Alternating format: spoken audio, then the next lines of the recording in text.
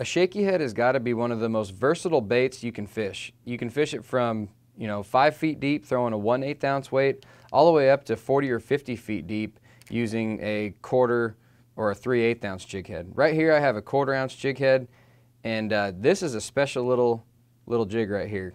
Most shaky head hooks are designed with a little keeper so you can just slide and cram that worm up on there.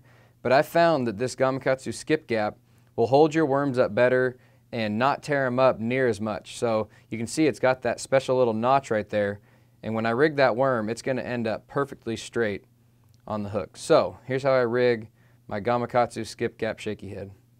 I'm going to get this worm, go right through the nose, and you don't want to get too much of the plastic on there, just about 1/4 inch. Right through the chin. You always want it to be nice and straight. Okay, so now slide it up and turn it a half turn up onto the notch, just like if you were rigging a Texas rig. Now, a lot of people, a common mistake is to try to pierce that hook all the way through and kind of Texpose it on the other side.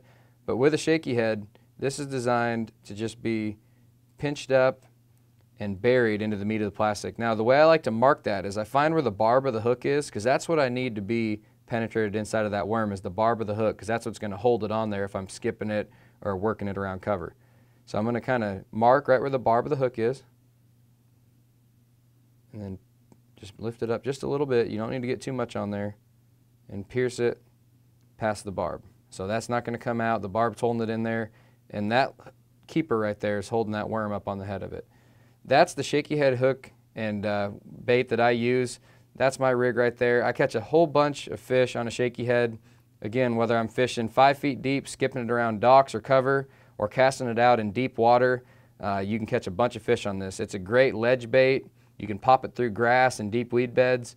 All over the country, shaky heads will put fish in your boat.